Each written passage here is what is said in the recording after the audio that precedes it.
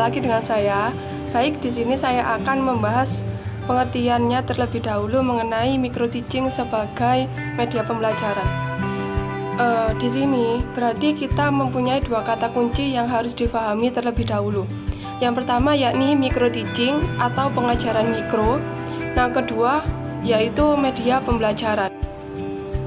Pada dasarnya, terdapat beberapa ilmuwan yang mempunyai pendapat masing-masing mengenai penjelasan dari media pembelajaran dan juga micro teaching.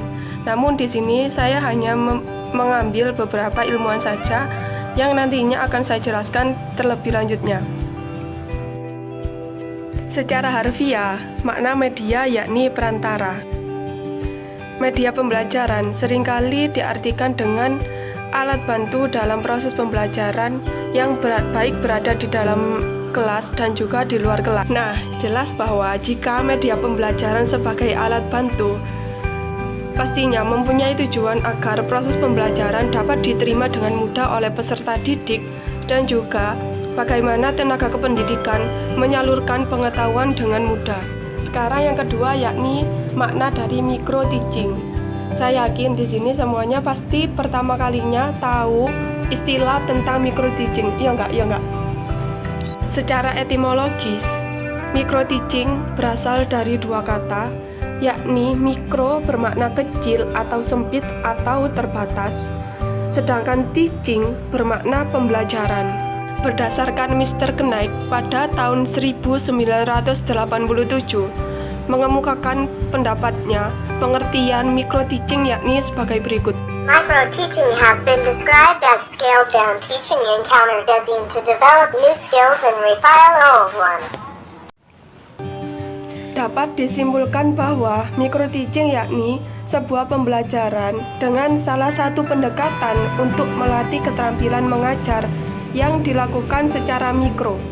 Mikro di sini bermakna kecil sehingga pembelajaran yang disederhanakan.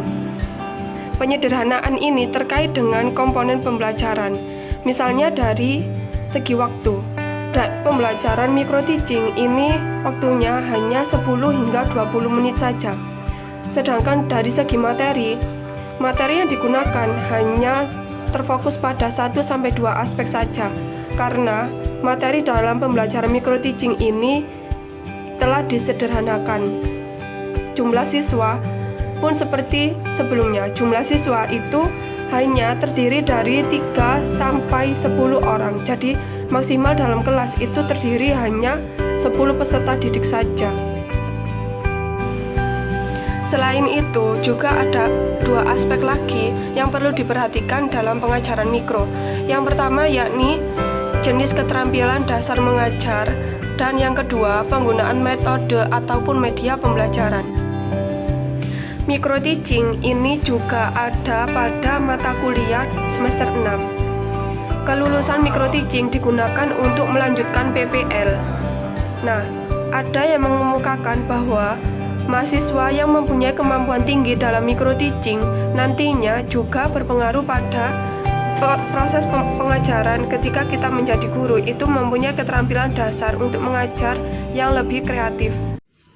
Baik, di sini saya akan menjelaskan tentang fungsi dan manfaat micro teaching sebagai media pembelajaran.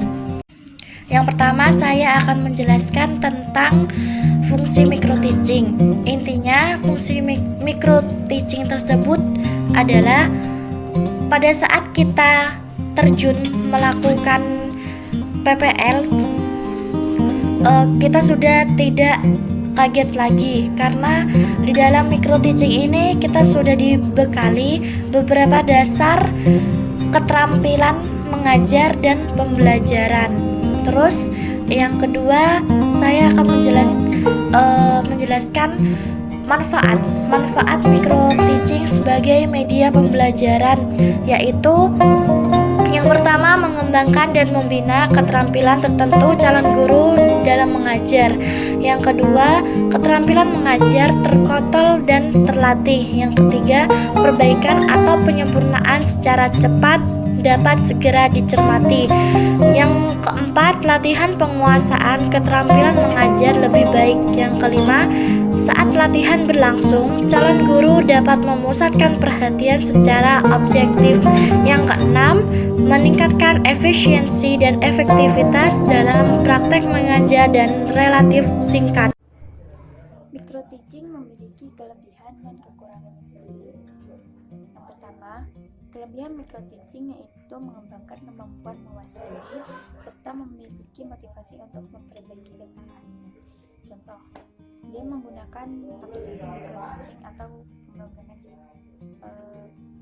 pembelajaran dengan microteaching. Dari situ dia dapat memotivasi dirinya.